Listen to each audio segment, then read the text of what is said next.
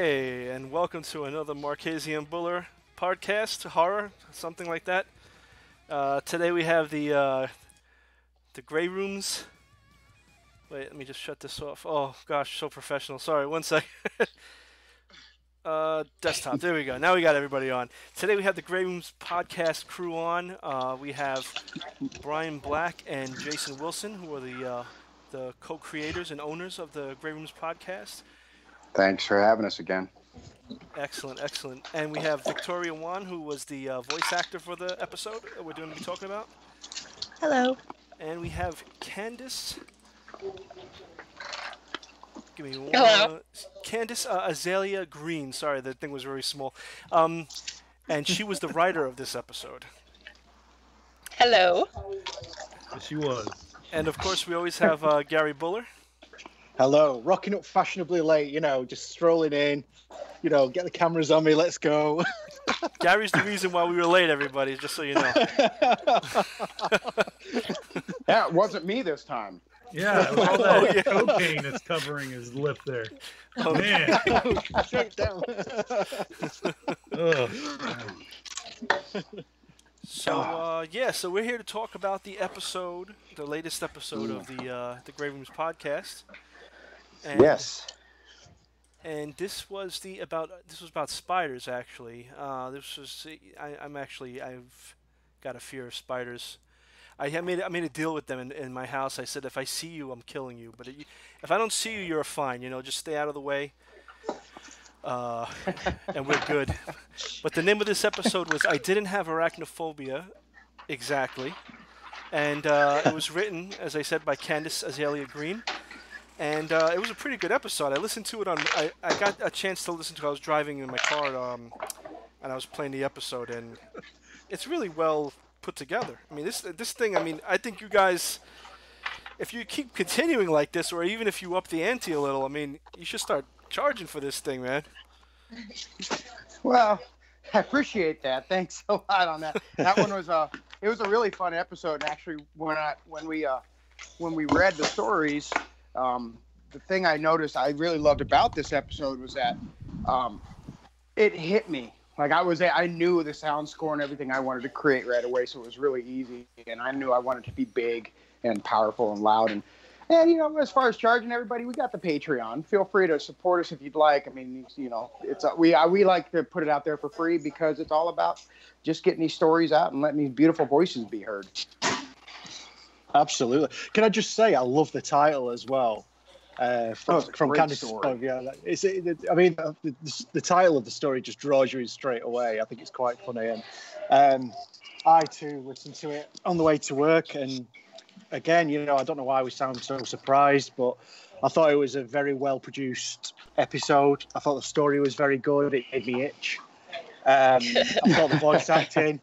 From Victoria was very good. I didn't actually realise it was you, Victoria, till at the end. But yeah, fantastic all around. Just really, really good, and it's a step in the right direction from the little preview we heard 1-2 months ago. Yes. So I'm kind of interested to see where does this fit in terms of the overall the overall arc of the podcast, and is it going to be one of the episodes in there, or how is it going to work? Well, I mean, I guess it doesn't really. It's more or less just a preview of what to expect. It doesn't necessarily have anything to do with the actual upcoming season, except for the fact that this is what it's going to sound like. This is the kind of elements we're trying to bring in. The voice acting we're trying to encourage or to put out there, because we're getting some really talented voice actors, and just to show just the quality level that we hope to convey throughout the entire season. These previews are just to kind of get you thirsty for more. I'm pretty sure I nailed that right, Brian. Yeah, I think you did. Oh, thank you. I thought Brian had come right. Yeah, from what I'm just here to make sure nobody screws up. That's all. Yeah, well, I'm crossing that off my whiteboard. Intro, good, awesome. One thing we should mention is that this was a contest that we held. Yes. Between we held it in June, and we had a cutoff date in August. And so we only had maybe 2 or 3 weeks to kind of hurry up and get this thing together, getting the voice act, getting Victoria's help and Alistair Mackey's help, and just doing all the recordings and doing everything that we've been doing. It really was kind of a feat, you know, and we did it. I think you did a really good job. Yeah. As I say, I don't know how. I don't want to sound patronising or anyway, but he sounds really professional. You know, he sounds like something you'd pay for. You know. Yeah, that's what I'm saying. I did. And we Yeah. we had, we had a lot of stories sent to us. Yeah. Candice's story was one of the last ones that we received. So she just kind of came in after, after we thought we were almost done. We're like, oh, it slowed down a little bit. We're gonna have to start working on what we have. And then, Candice, how did you even find out about the contest? Because we're very active on Twitter, but not really Facebook. Right. Charlotte Norup, I believe. I don't know how to pronounce her last name. She posted on the No Sleep Podcast Book Club, which I am a part of. And she's like, hey, there's this contest. Everybody should submit something. And I was like, well, all right, I guess I'll do that. Didn't get a chance, but did you already have the story finished, or like did you write it for the contest? I wrote it specifically for the contest. Wow. Nice. Well, and do you have a fear of spiders, Candice, or how does it work? But where did it come from? It's horrible. Yes, in a good way. It was actually kind of based on a true story, Oh, except for God. the ending. Not the ending. Oh, I've got to hear this. What happened? What is the true story? Well, I'm a custodian, just like the character in the story. And within 2 days of each other, I saw 3 different spiders, 2 hobos, a black widow that just scared the hell out of me. And I was like, oh, I got to write a story about spiders. And then I was upset with my boss because I got called in on my day off. And so there was just a lot of anger that I had to get out. And so I wrote this story. But then I had a friend look through it, do some editing for me. And he's like, no, you need to make this even better. So then I got the idea of the traveling spider exhibit, and so I was like, well, that's a good idea. And then I looked up one of the deadliest spiders in the world, which was the Australian funnel web spider, and I guess the rest is history. Yeah, it made me itch for sure. I was just on the bus, sort of just scratching myself as I was listening. Have you ever watched these wildlife programs where you see like ants and stuff? You like these National Geographic programs where you're watching these little armies of ants march across twigs and stuff, and you just want to itch when you're reading it, when you're watching it. It was a little bit like that. I was just sort of, I felt the same when I was listening to it, and I knew it was coming. I actually had to pull my feet up off the floor because I was afraid a spider was going to run across. Oh God! Yeah, I think it's because of the sound effects, because there was these like really creepy sound effects going throughout the whole thing, and I just kept seeing those little baby spiders everywhere. Excellent. This is making me happy, guys, because that's what I was going for. And my father is a huge arachnophobe, and he listened. My father only got past the documentary that Brian wrote, by the way, for the very beginning. He only got past that, and he's like, "No, I'm not going to listen to this." Oh, come on! I love that addition to the story. That was awesome. Thanks. Yeah, we wanted to, and I think this is just something that Jason and I had been discussing with a lot of stories, was just sort of do kind of a introduction to the story, and not just kind of throw yourself into the story. But Jason did it with Falling a little bit, where he kind of had that, the parachute instructor guy, and he was talking about jumping out of the plane and giving instructions. That really originally wasn't in the story. So when we were talking about what we might be able to do to lead into the arachnophobia story, we just kind of said, well, why don't we do this documentary? And I remember when you go to the museum or you go to an exhibit, sometimes they have those little displays, and you push the button, and then it kind of plays some cheesy music or something, and then gives you this recording of what it is you're looking at. So that's what we wanted to do, and that was voiced by Alistair Mackey, and We were really blown away by that. I thought it was a pretty awesome, British accent that he was using for it. Kind of felt like he should be having a little safari hat on and going trekking in the jungle or something, So it was pretty sweet. It was a lot of fun. It's a lot of fun. It was wonderful listening to. By the way, if I may, I did want to thank Candice for your story. I got to tell you, I read it 2 times because it made me very uncomfortable. And I love your story. Thank you for letting me produce it. I just wanted to thank you for that. And thank you for submitting it to the podcast. And then, of course, to Victoria Juan, because she just did a killer job. Mm-hmm. Oh, no, she was awesome. Yeah, absolutely. Oh, thank you. It was great to be a part of the podcast.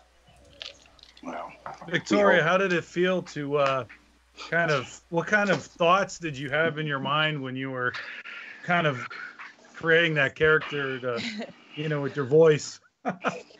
Well, I mean, I'm sitting alone in a recording studio, just thinking about all these spiders crawling all over me. So it was a little bit difficult. I had to have a few takes.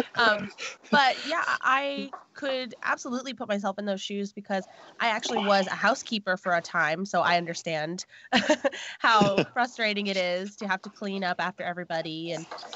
But then you throw in some spiders in the mix and that's just fucking terrifying. Oh, God. You should have just had a poster of Brian up. That'd make your skin crawl. Well, Gary, I wasn't going to say this, but you weren't scratching because of the sound of spiders.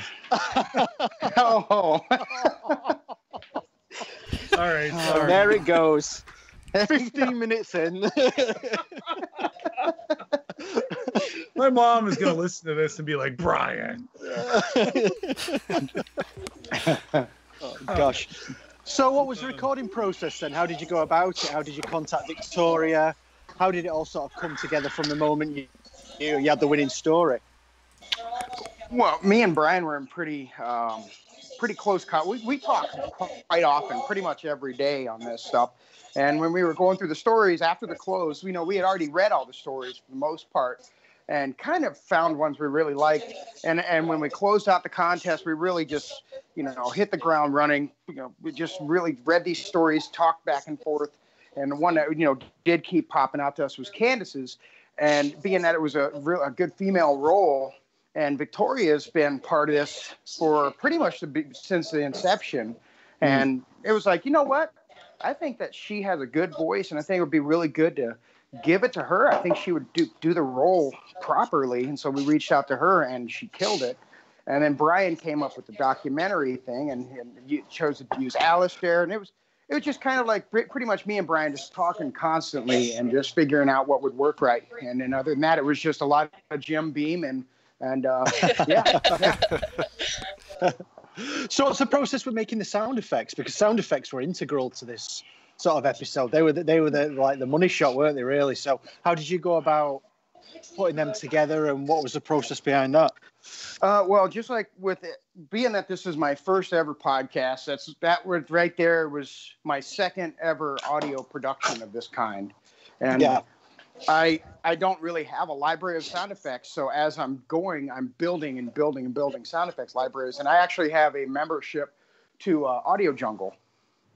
All right. And I just go on there, and I'm a postal carrier during the day, so I put headphones in when I'm doing my route, and I just listen to sound effects and music. So imagine your mailman getting creeped out listening to spiders walk around all day long on his route. But that's pretty much it. I just go on there, and I have folders. I put the sound effects in, and then I just kind of throw things together, see how it makes me feel. Because if it makes my skin crawl, then I have a feeling that there's a good chance that at least half of the listeners will feel exactly the same way I do, and that's it. And then I just buy the sounds and put it out and hope for the best.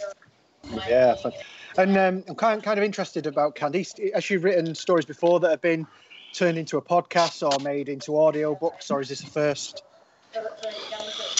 I have a story that is set to appear on the No Sleep podcast sometime in the future. I'm not sure exactly when that's going to happen. So this was actually my very first story in an audio production. Fantastic. And how do you feel about listening to it sort of made into a play almost? Yeah. I was blown away. Like I don't even know what to say. It was fantastic. Like the sound effects, like you said, definitely made the story better. And I felt creeped out, so I'm glad to hear that other people felt the same way about something I wrote. Oh, absolutely. Are you a horror writer usually, or do you write in other genres, or? I actually started with fantasy, and I didn't get into horror until this year. Wow. So Nice. I'm a new horror. Good job. Good job. Yeah, well what made done. you decide to take a jump into horror? It was actually the No Sleep podcast. I found out about them last year, started listening to them, and then got on the Facebook group, and then they decided to do a book club where we'd read stories from the authors and also write our own stories. So it just, the No Sleep podcast changed my life, I guess. That's such a parallel, Candice. You don't even understand, because the No Sleep podcast is specifically the reason why I even decided to do audio at all, like as far as podcast form. Oh wow. That's awesome. That's awesome. Wow. And of course, Charlotte Norp is, which I guess helped us find Candice. Yeah. Is also associated with the Grey Room. She's been doing some work moderating our Facebook page, which we wouldn't even have without Candice, because I couldn't get a hold of her to let her know she won the contest. Oh wow. We sent her an email, and a week went by and we heard nothing, and I thought, uh-oh, this isn't good. What do we do now? That was not what we thought was going to happen. So people said, oh, well, she's on Facebook. You want us to get a hold of her and let her know that she won? And I thought, well, that's kind of weird. You think like we would, but I said, yeah, go for it. And then we ended up creating a Facebook page, because we kind of realized that there's a whole lot of people out there that really have no interest in Twitter, believe it or not. So Wow. I'm thinking about doing Twitter now, thanks to you, Brian. Yeah. Well, there's a writer Twitter. There's a whole subset of Twitter, it feels like, and that's I think that has helped a lot of people like Gary and Marchese. Yeah. And, Absolutely. Twitter's made a huge difference to me as a writer, I think. But I was going to say about the sort of the audio element of writing something and getting it made into something that you listen to. It can be done very badly and it can be done very well. And I've heard sort of both done. I've had some of my stories adapted for audio that have been terrible, and I've had one or two that have been absolutely brilliant and just blown your mind. So this one is right up there. You've done really, really well getting this podcast done by these guys, because they've done a fantastic job of it. Yeah. Yes, I agree. Victoria, you've had a lot of, you've had good experiences with Twitter too, right? I would think. Yeah, I actually didn't have a Twitter before this year. Well, I did have a Twitter, but I never used it. I just didn't get what the whole fuss was about until I started voice acting, and I was like, oh man, there's a lot of voice actors, writers, and producers all on Twitter. It's like a big community. It's really been great. There's all sorts of job postings and support. It's wonderful. Wow. Yeah. Hey, yeah. I have a technical question for Jason. Uh-oh. So I noticed when the Grey Room's guy was talking, the guy who's like torturing everybody, or he's showing everybody. Now that's the warden, and that's voiced by you, correct? Yes, sir. Okay, excellent. I didn't even know that. It was very very believable, but it was also a part that made me like kind of my skin crawl, because what he was doing to the guy, and like he seems to really be enjoying what he's doing. But there's a part I noticed that when he begins the story and then it goes into the story, but then he doesn't cap it off. You go back to Brian. Is that just because this is like a preview, or does like on the original, when you start doing the main show, will he be finishing it off, or will it just go back to Brian? Well, interesting about that is the reason why Brian's in that is in Falling, I was the one who did the patron shout out and all that, because I want everybody to know who's helping us create this.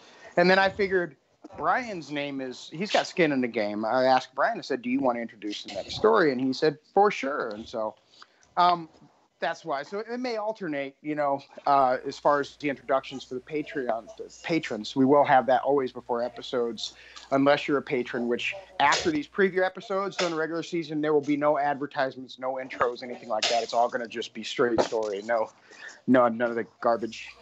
I hate to say garbage. Whatever. You just called the patrons garbage. You realize that, right? You know what I mean. But I mean, I thought. I know. Down to $0 now. Yeah, I did for sure. I guess it is what it is. Getting a third job. No, but that character is actually called the Warden. Yeah. And how I've always envisioned him is that, and this is a constantly changing thing. So honestly, some of what I say now may be different by the time the season starts. But it's kind of a almost not necessarily a purgatory kind of a place, but it's a place where people go, and when you get there, this guy gets a key, and he's the one who actually carries the keys to all these rooms, and he's the one who opens the door. So every episode, you will hear a door open. It's him opening a door. Now, you will not hear him during the regular season because he is literally only going to talk to the patrons. You will. If you want to hear the Warden, you need to become a patron. Or you just follow our website, or you follow our Facebook, because the Warden kind of has a bit of a, I don't know. I just kind of took him over for the website and Facebook, and had a lot of fun. It's kind of. I think Will might be signing up for that because I think he liked the sadism. Yeah, I think he enjoyed that bit. I like that whole beginning part. It's like. Well, it's like good because I mean I wrote that part, so thank you. Well, Brian had like a Rod Sterling type, feel to him. He was, like the Twilight Zone guy, Yeah, I mean, between all my gasp for air. I won't do that next time, I promise. I tried to edit most of those out, man. I really did. I was thinking about Gary when I was doing that recording. Oh, God. Oh, my God. I love the fact that you're in this. What room did you record your part in, Brian? It was really echoey. Was it like an aircraft hangar or something? No. He put that. I'm pretty sure that was added in, right? Oh yeah, there was. I added it. I added an ambience in there. Oh, okay. Because cool. if you listen to the Brian's beginning talk there, I kind of tried to make it sound like he's in one of the chambers of one of Warden's chambers, just kind of hanging out, maybe reading the New York Times, doing something like that. Yeah. That's what I got. I got something like that, yeah. I love that. I love the pain and torture. I just listen. By the way, the guy that was suffering was Graham Rowett. So. Oh, wow. Cool. Oh, okay. All right. Julio. That name kept running through my mind every time. I was like, I know Graham Rowett's going to voice actor your story, right, Brian? Yeah, he's the main character in the Great War. Man, I almost called it the Great Rooms. But yeah. We don't need to go there yet. But yeah, he's the main character in our first episode, and and then Alistair Mackey is also like sort of the secondary, the supporting cast in that. So between those two, you'll have a pretty good smorgasbord of horror, I guess you could say. Nice. Yeah. Nice. Awesome. Now, quick question also. When you made the sound effects and the music and everything, like how did you decide where to go? Like, I know that when you buy these, you buy them in pieces. So you'll buy like footsteps or like little noises. So you had to sit basically and just like keep listening to it over and over and seeing how it sounded, if it sounded true to like. Yep. Wow. Yep, you're absolutely right, man. That's it. Average story time. takes me about a week and a half to do because most of the time it's just sitting there listening to sound effects. Yeah, I'd imagine. Jeez. That sounded very believable. Very believable. That's what I'm going for. Awesome. Thank you. Appreciate that. Oh gosh. Victoria, what was it like as a voice acting gig? How did it go for you? It was fun. I love voice acting, obviously, but I had a lot of fun doing that because it's so original. You don't hear about people getting mauled by spiders too often. But it was great. I love roles where I get to portray somebody who's just terrified. It's a lot of fun. Oh, fantastic. Do you ever get like bad voice gigs? You get voice gigs that are just terrible and you think, my God, what is this? Not yet. I mean, I've only been voice acting since February. Right. Pretty much the stuff that I'm doing now, I get to choose what I want. Like I narrate for the Creepy Podcast, and I choose my stories because I mostly do bonus episodes. Every once in a while, they'll throw a story at me, but so far it's been wonderful stories. Part of a couple other projects, one of which I'm helping to make, the Calling Darkness podcast I'm making with 5 Yeah. Yeah, but yeah, so far it's not been bad roles. Wow. Yeah, also, Victoria is in one of my bigger productions. It's called Ice Station Bravo, and she plays a female soldier in that one, and she does a pretty dang good job in there as well. And I'm actually looking forward to people hearing both The Great War and Ice Station Bravo, because if you think there's a lot of audio work done in this story, Ice Station Bravo has almost 100 individual sound effects, not including music. So impressive. There's a lot in there, man. I mean, it's so much so that it actually kind of made my computer lag out. I had to, whenever I was listening back, I had to close out my Adobe Audition, like just minimize it so that it would play without skipping and stretching, because there's so many sound effects. So I don't know. It's a lot of fun creating the atmosphere and the elements. So yeah, you need to have more echoey Brian in there. More echoey Brian will make it better. More echoey Brian. More breathing and everything. Huh? Oh man, I want the breaths. I felt so bad listening. I was like, oh, I don't know what's going on. Oh, Jerry. Well, maybe he was recording while he was jogging, guys. Maybe it probably was. I don't know about you, but I love those spiders. I've never heard you sound so enthusiastic though, Brian. You're like, welcome to the Greene podcast. Like, Brian was really happy on that. He sent me 3 takes, and I'll be honest with you, I sat there with my wife, and we were both listening to him, and we were just smiling ear to ear. We're like, listen to him. He is like, it's like we just gave him a bunch of cotton candy, you know. It was wonderful. I loved it. Yeah. See, I'm not the person that actually cast in a Grey Room story, because I'll sound like that during all the horrible things. I got spiders crawling in my mouth. Yay! God, it feels so good. Oh gosh. Can I say, with that part of the story, I actually found myself having a hard time not having an issue when the gagging came in. I remember I had to turn it off. I was like, yeah, I'm gagging.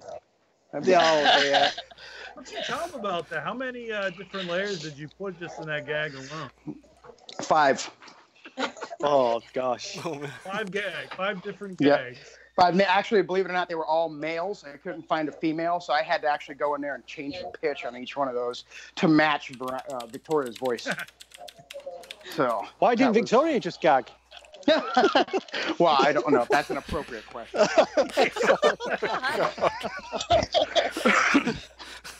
Oh, jeez. Well, I guess actually, you know, and she's also in another one of our stories called I Love My Human. And I did ask her, I sent her this big long email with, hey, I need a couple of these sounds and maybe a couple of these and a few of these. And she sent me this rather humorous outtake, almost blooper reel of her making all these gurgles and screams and chuckles, and it was pretty good. I mean, sometimes, you know, hey, if I can get the actor or actress to do it, then great. Otherwise, hey, you know, I'm building my library. I'll be more than happy to buy the sound effect and use it later. Yeah, absolutely. I'm pretty sure I was laughing the whole time. You were. It was hilarious. It was funny. You had me cracking up on my mail route. I was walking up and down the street laughing. Good job. So, Candice, you think you got any more stories you might want to be sending over to the Grey Room? That depends. If you guys want some more, I guess so. Yeah, well, I've heard you're pretty booked up for season 1, so. Yeah, season 2. You know, Jason and I had talked about it, and basically, we'll be open. So this is the first time we'll be making an announcement, really.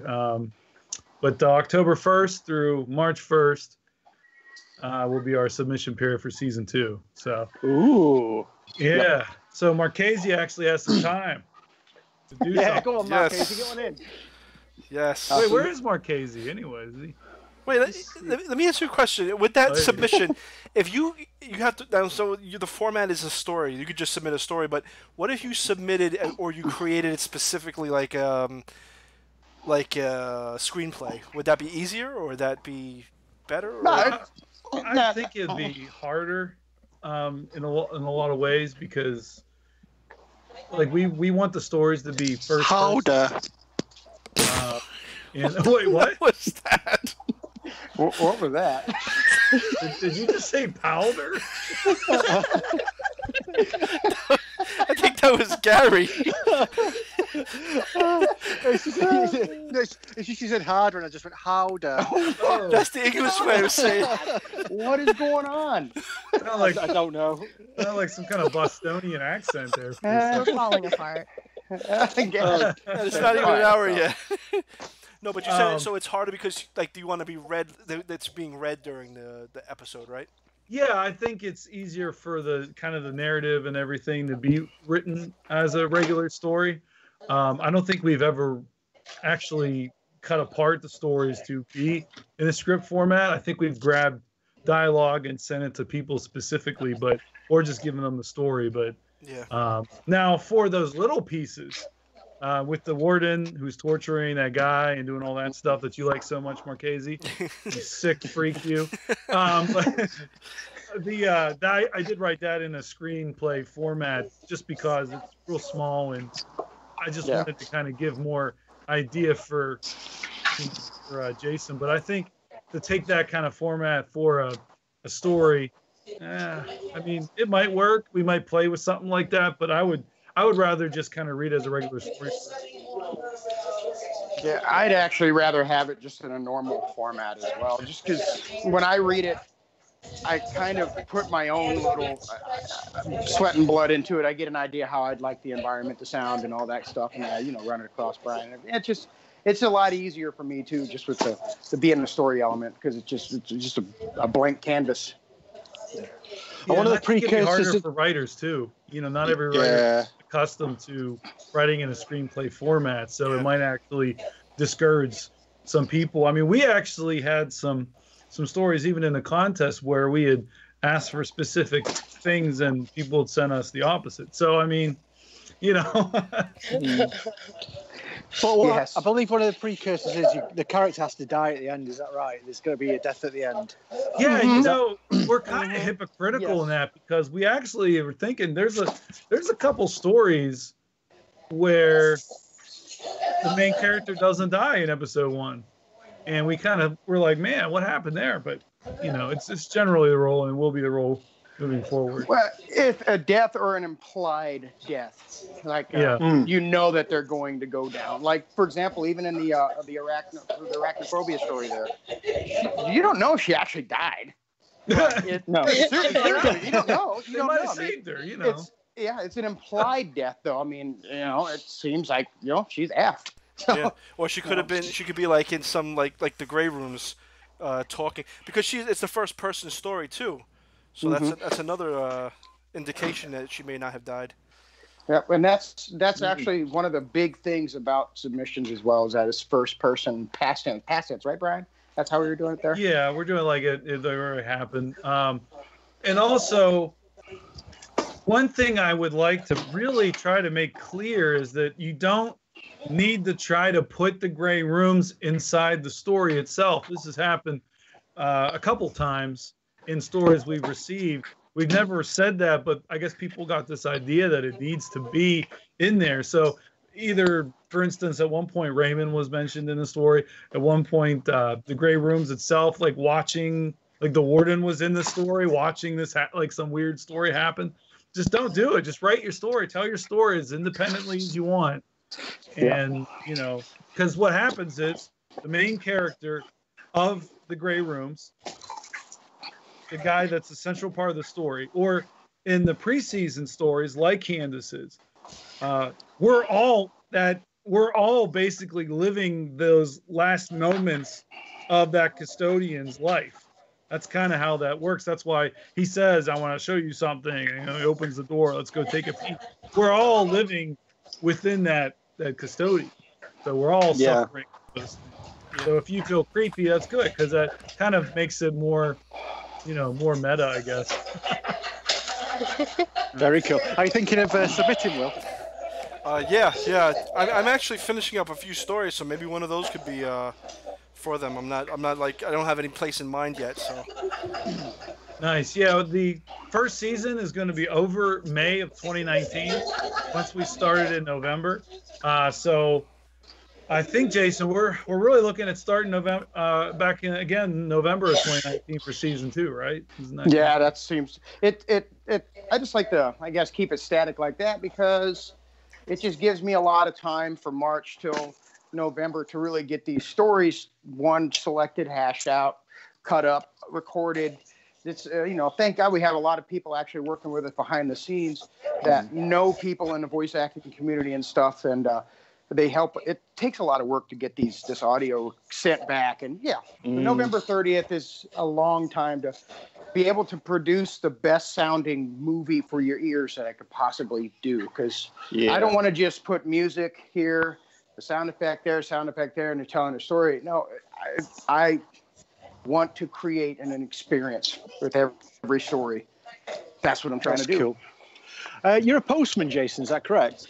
Yes, sir. Yes, sir. I'm very stable. I don't have any emotional issues.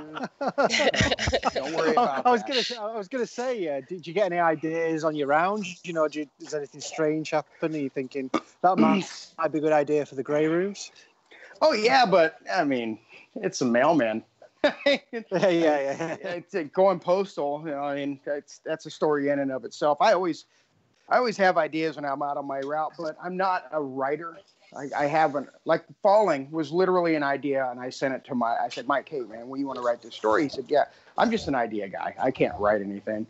But I tell you what, I can make you sound like you're in an airplane. I can do that. Yeah. No, Falling was fantastic as a little sort of vignette. It was a brilliant introduction to the Grey Rooms, and it made me sort of sit up and go, hang on a minute, this is actually really, really good. I think as we said on the first podcast where we spoke, I think little things like that, just little tasters, little previews. It's this story by Candice. I think it's just, I think it's going to attract a lot of interested listeners with a bit of luck. And anyone who hasn't listened to it yet, definitely give it a blast. Very professional, very well produced. Thank you. We appreciate that. And also that's not just on the production, but that is a credit to the excellent voice actors we have been blessed to receive. Yeah. And then there's overly talented authors that are just really, really dropping these pieces of magic on our tables for us to work with. So that is actually what makes the Grey Rooms possible, is all this extra talent that we're getting, and we're fortunate, very fortunate. So, and it's only going to get better, isn't it? Because the more popular you get, the more selective you can be about the stories. The more you can sort of improve the series as they go along, and it's going to go from strength to strength. The same with every element of it. Yes, sir. That's their hopes. I got Brian too. Brian's been so I can never stop talking about Brian. Like, he's been just so integral to the success of this. Seriously, he's been my right hand man all the way every day. So good deal without him for sure.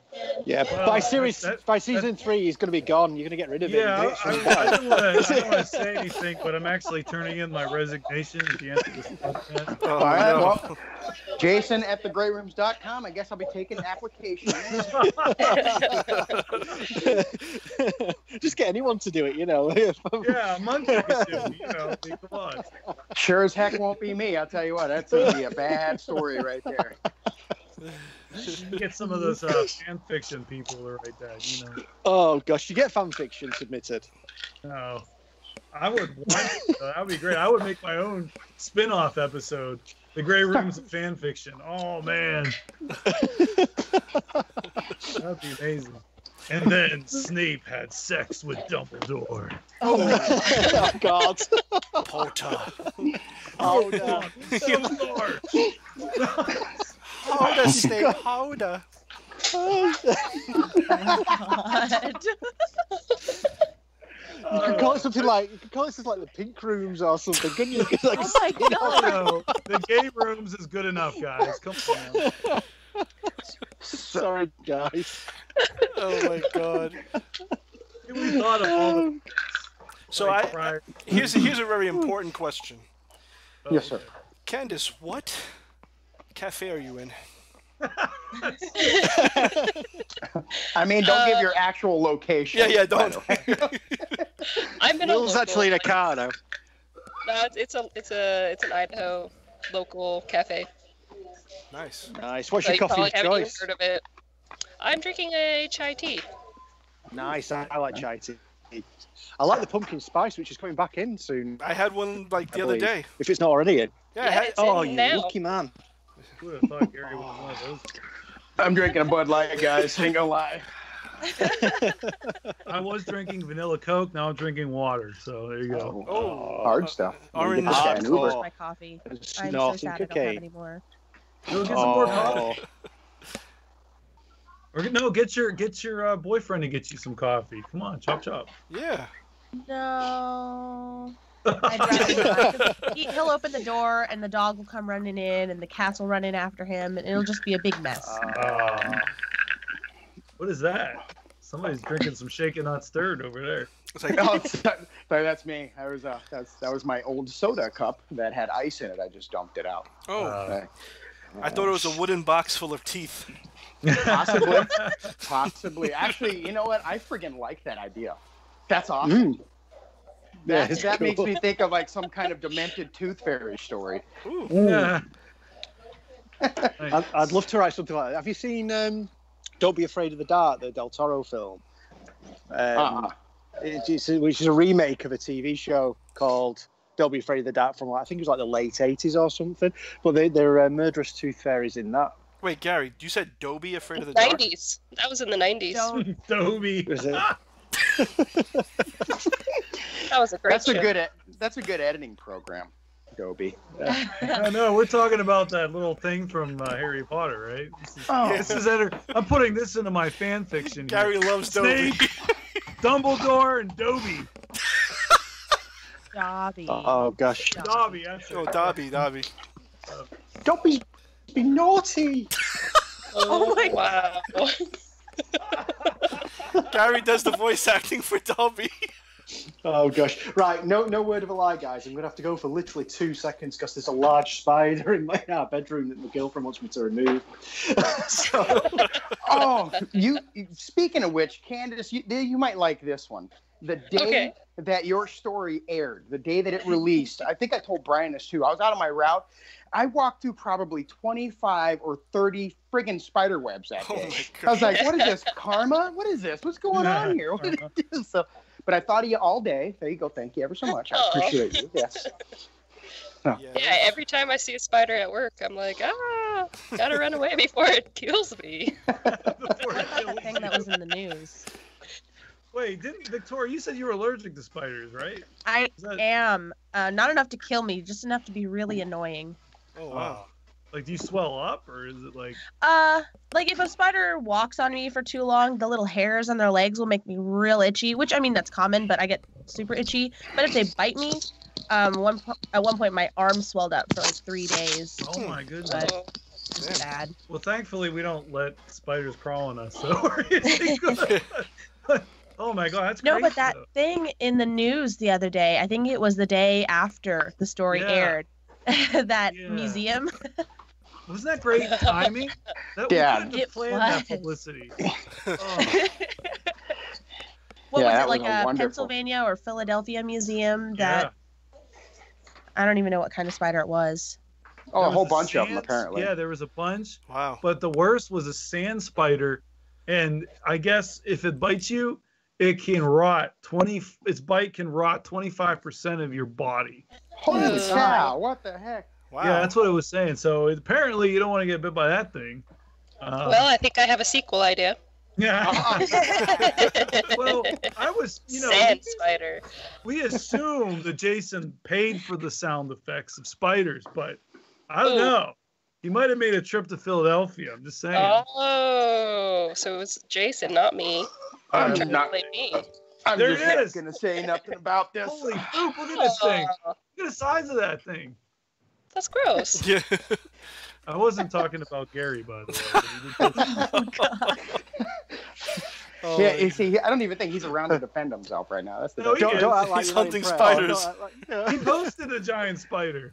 Yeah, if you look on the chat, His bedroom. that is a spider. That is a spider in the bedroom. Maybe I just had to Ah. throw out.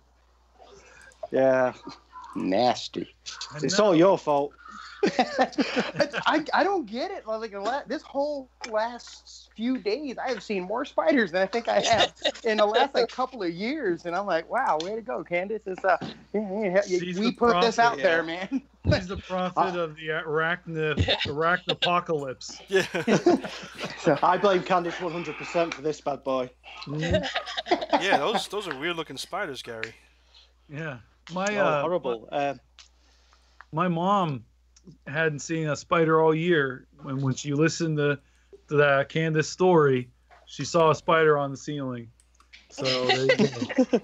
I don't know what it is. I don't know what we did to Candice, but she's summoning her army of spiders to slowly wipe out our family and friends.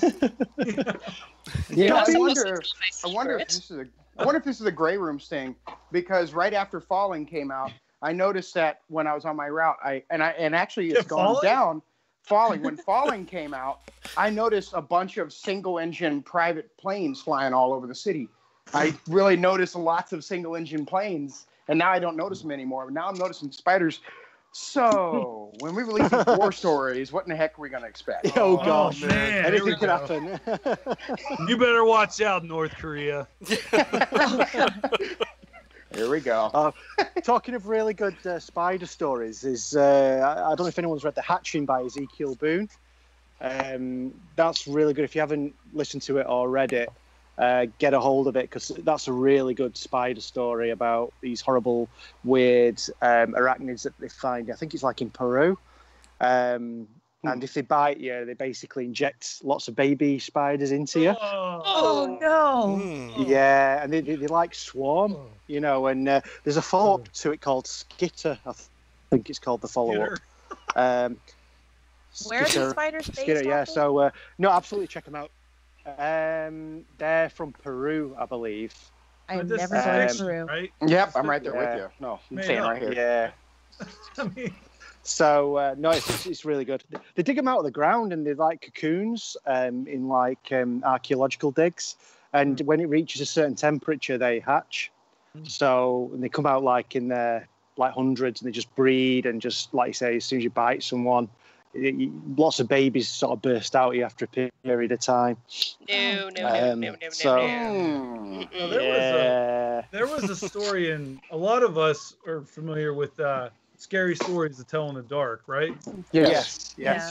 Yeah, and that had a story, I think, where a girl had like a pimple or something, and it burst, and all kinds of baby spiders crawled out of it. Oh. And I think there was like one of the things of the Scary Stories to Tell in the Dark was the really macabre artwork that really stuck out and gave you nightmares when you were a kid. And that was one of them. I remember seeing this like pustule just open up, and which I didn't know the word pustule until Man and Lies it. The gardener, yeah. I had no idea what that pustule was. Just kept popping out like all the time. Pustule. And I'm gonna put this bacon down now. What the heck? Bacon. Yeah, bacon. I'm snacking on bacon, dude. I live in the Midwest. Come on, that's all. But you're not sharing. No, ma'am. Sad. Yep. I'm more of a sausage kind of guy, to be honest. Know that, Gary. I'm not even going to comment. That's the thing. Like, I don't know what it was like when the Calling podcast, everybody was interviewed. Like, you get guys, and we're horrible. It's terrible. We should be ashamed of ourselves. It's all Gary's fault. I was saying to Will, occasionally I'll have a bacon and sausage sandwich over here. Oh yeah. For my breakfast, and Will was like, sausage and bacon? Yeah, it's together, like, and it's like, isn't it overkill? For me, no. It's like a British thing. Well, I will admit though, bacon KFC has a thing where it's chicken, and there's like something in between it. I forgot what it is. It's like, but the chicken is the bread. Chicken poo. Oh yeah. And I'm saying now that's overkill. Yeah. I don't think British bacon and American bacon are the same thing, though. I think they're very different. Yeah. I think British bacon is more like our version of like ham, isn't it? Yeah, like Canadian bacon. Kind of, It's exactly like Canadian bacon. Yeah. What's American bacon then? I'd say closest thing would maybe be like pork belly. Okay. Yeah. Yeah, I think that's probably It's just like crispy and thin. Yes. It Yeah, depends on how you cook it, honestly. Mm. Yeah, that's true. Some I mean, people like it I- raw, I guess. Huh? We have them like big rashers, you know, this sort of huge piece of bacon. It's quite thick cut and it's usually got a bit of the rind on it, you know. And some people like it burnt to a crisp, but I kind of like it somewhere in between. So it's like golden brown. But I mean, bacon and sausage, it's like every Saturday morning, about 1 million English households have it. You know, it's like just like the thing. I want to be in an English household. Yeah, you can come and be in mine, Brian. All right, sweet. I'm moving in. I'll put you under the stairs or something. We got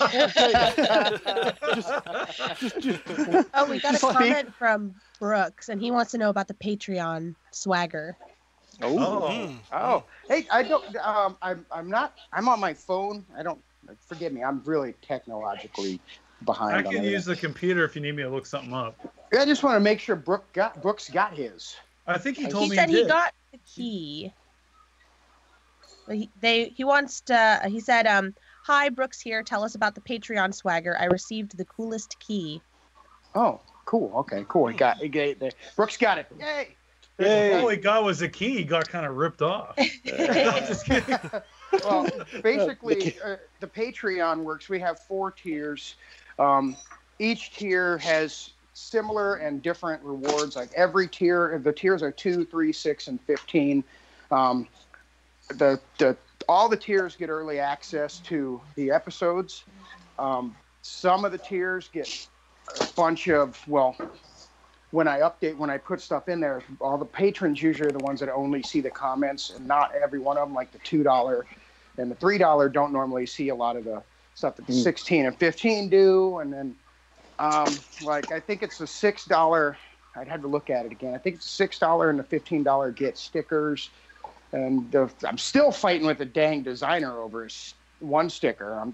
I don't know. Any designers out there, Jason at thegrayrooms.com, I really could use your help, by the way.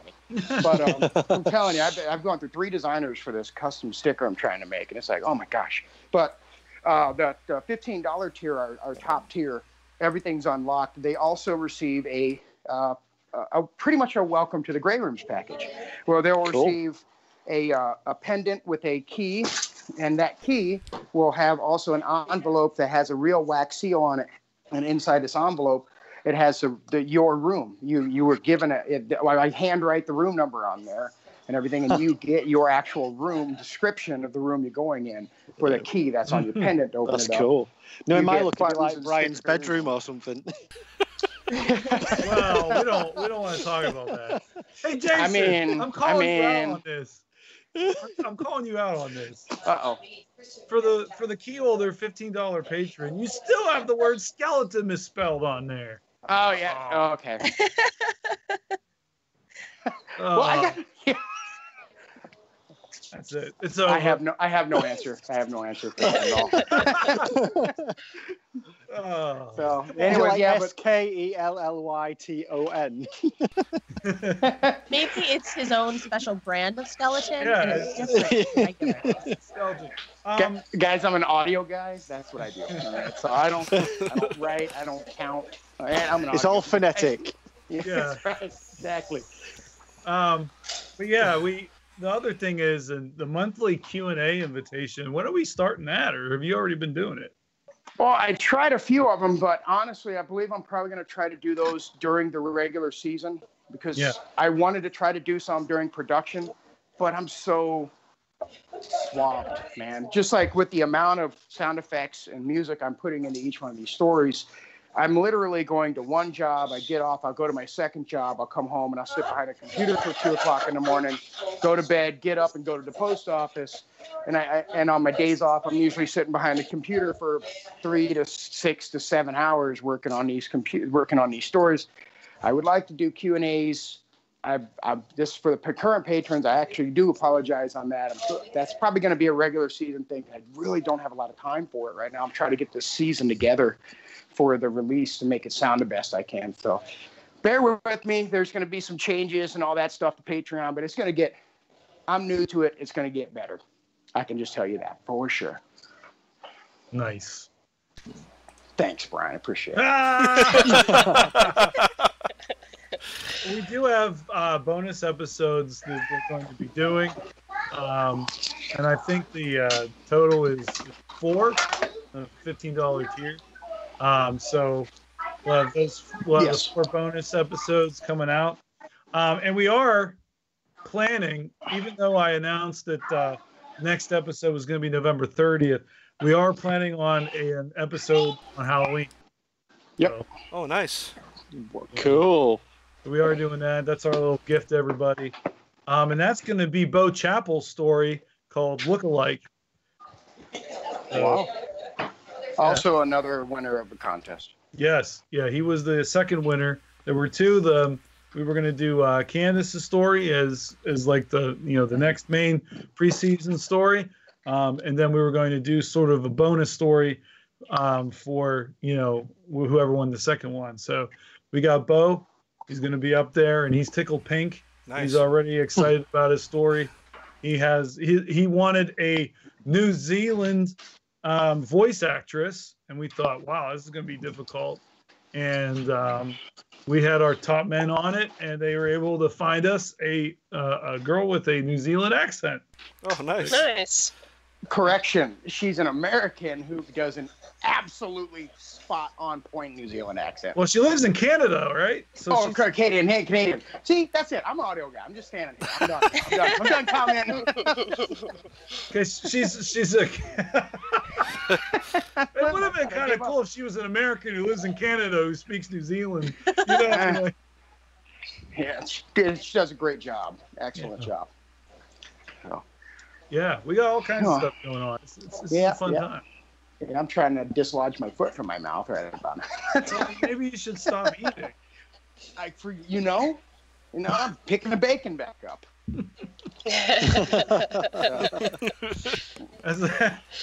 Oh man, I still can't wait for Summer Child. Then we'll see who eats bacon after that. Gosh. You guys don't even know what it's about. How are you reacting like this? Because I know I've heard about this one. I know it's going to be something horrible, and I'm not going to want to eat bacon. I have a pound of bacon in my fridge right now. Well, you have a long time. That story doesn't. That story doesn't come out till when is that, Brian? I think it's March or May. Is that March 22nd? Oh, you already got March 22nd. Yes, sir. It's on my whiteboard. March 22nd. Wow. 3/22. Yeah. That's my anniversary. Ah. Oh, you need romantic. That's not the most romantic story. Ruin bacon on your anniversary. Not gift after wrap the that bacon. story. Everybody Actually- send him bacon for a present. So actually, I do hope that when it comes time for these submissions to open up October 1st, that we do get. We'll put more information out there, by the way, for all the authors that are interested. We'll have word counts and all that, because I'm learning a lot in this season too about what is a little bit too much as far as word count. Because you're getting into doing a story, and it's like, okay, this is a 40-minute story with this much production, and it's like, oh man, I'm gonna pick up a drug habit or something, But it's like so we'll put out more information. But if you guys could just submit if you even think that you have something that you kind of like, or if you think that that is something you want the world to hear, then please submit it. We give everybody the fair share. We dissect them down. We give it a 1-2 back and forth, and hopefully we can get another one from Candice too. She's definitely a gifted author, and I really enjoyed working with her. So, Oh, thank you. I'm definitely gonna have to come up with something. Yeah, something else is horrible. Maybe slugs or something, Oh. Oh. I don't like slugs. I'm really into the phobia aspect of things. I really like it. Like me, I'd like to see a phobia. Maybe somebody's afraid of eyes, or somebody's afraid of eyes. That's a real phobia. Somebody's afraid of eyes. Close up, right? I can't remember the exact name of the phobia. Well, if you look if you look under the microscope, if you look at the iris and everything really close, it looks pretty freaky.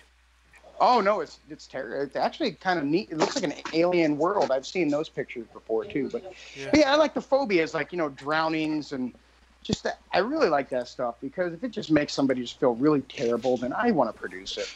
Oh, nice. Now, for me, I'd like to see more like your traditional monster type things. I do okay. I would like to get, and I know Jason, he hates vampires. I don't like the sparkly ones, but I think a monster type, thing would be fun to do. Where the monster isn't somebody you can like fall in love with or redeem or something like that. I want to see, something nasty because we don't really have those. I'd love to see a zombie story, like a good one, where they're, just something a little bit. I think for our first season, we've actually had a lot of horror stories that aren't really traditional, and that's good, But I like to mix up a little bit, For sure. Just keep in mind if you do give us one of these monster slasher ones, I may have to campy it up and give it like an 80s feel. Just that'd be great. Yeah, that'd be great. I don't know too many people that would have a problem with that. All right. And now synthesized soundtrack as well to it. Yeah. Heck yeah. And we get you got somebody record like Well, we have Jason, so you'd have to change it up a little bit. That's copywritten material. So what about ha ha ha? There you go. That works. I'm Spiky the Clown. So that's where I went instantly with that. I was like, story. Well, colorophobia is huge. Yeah, for sure. Oh man. I am afraid of clowns, so maybe I'll have to get you guys one of those. Yeah. What about a vampire zombie clown? Oh, it's even better. That's a briefer right there. Who's also a slug.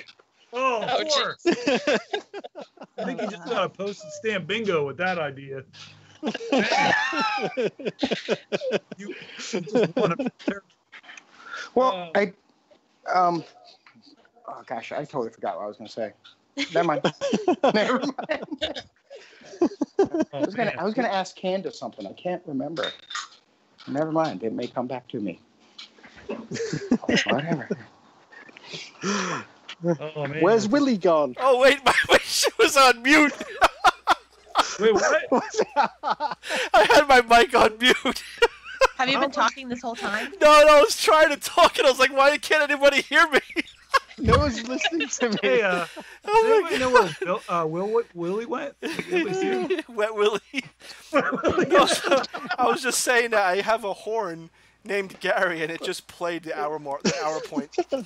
Wait, what? It's because Gary always about maybe an hour and 20 minutes into the whole thing, he says he's got to run, and that's usually when I'm like, okay, that's when things start shutting down. So I have a horn that plays after the hour point called Gary. Oh, rock and roll. Gary, you're probably going to be a permanent fixture in this in some way, shape, form, or another, because Brian seems to really have a lot of fun killing off your character. Yeah. Oh, yeah. Everyone likes to kill me for some reason. I mean, numerous novels and short stories. It's probably that sandwich you eat. It's nobody, like, he's eating sausage and bacon. Kill this guy. Yeah. Yeah, that's probably what it is. I mean, it sounds like he's trying to kill himself already with all those carbs.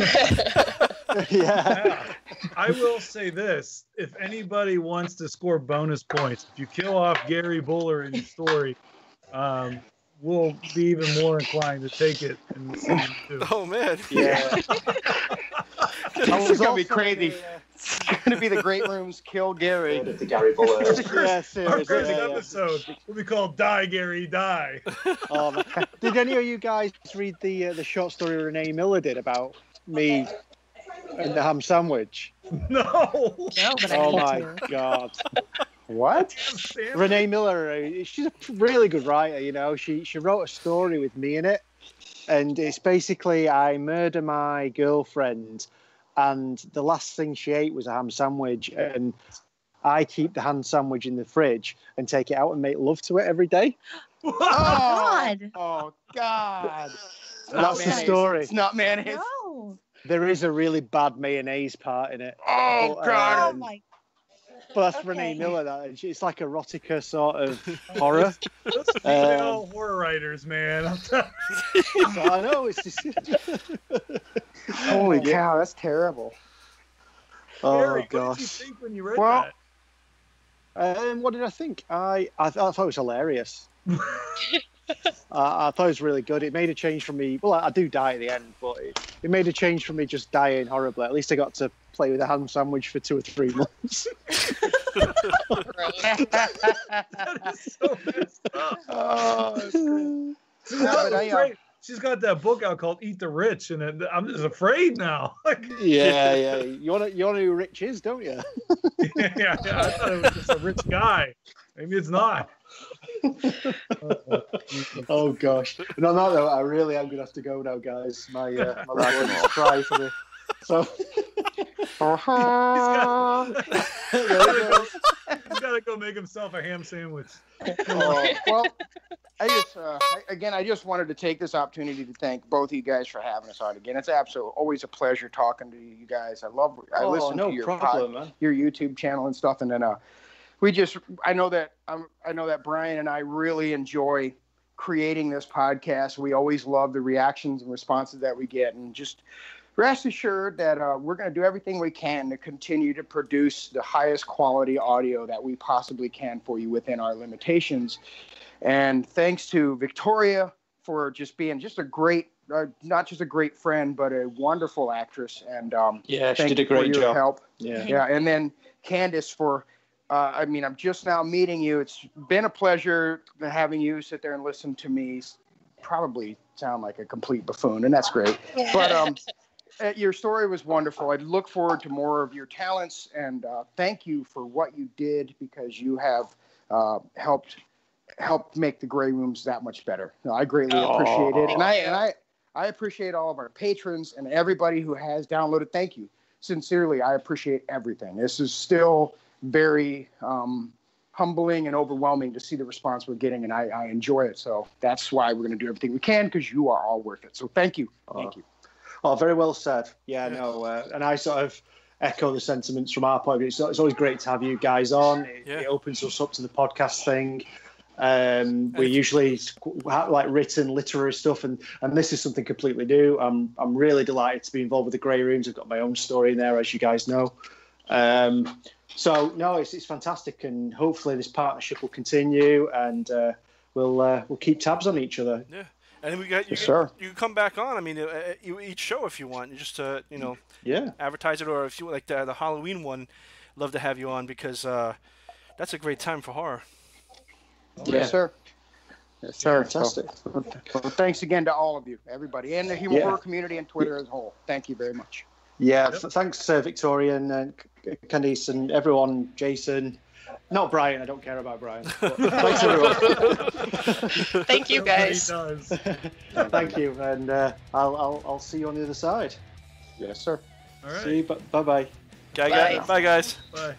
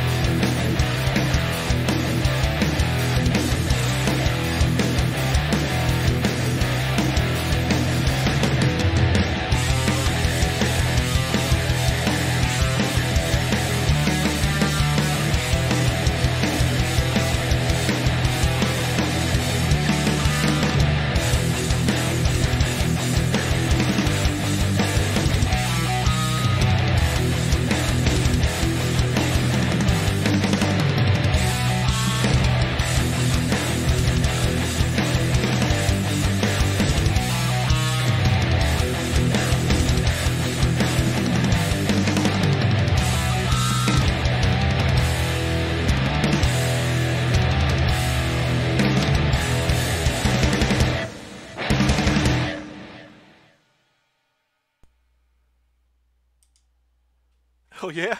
Well, if you're harder than me, That means I'm cooler than you. Yeah.